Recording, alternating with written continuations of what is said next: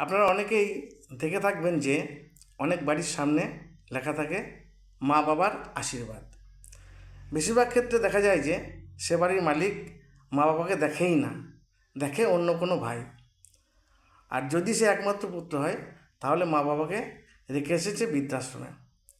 আবার কোনো ব্যবসায়ী তার প্রতিষ্ঠানের সামনে লিখে রেখেছে সততাই আমাদের মূলধন। আসলে ওই ব্যবসায়ী হলো অসাধুর বাদশা।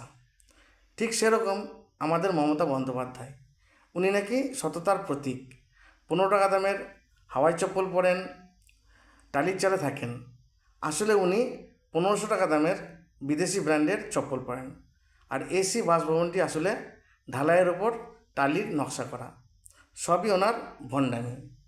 যিনি দুর্নীতিবাজ দলের পাণ্ডা, তিনি আবার সততার প্রতীক কীভাবে হয়?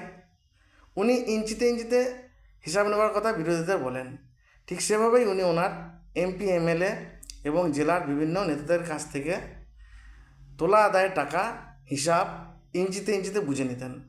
এখন দেখার সেসব বখরার টাকা উনি কোথায় রেখেছেন।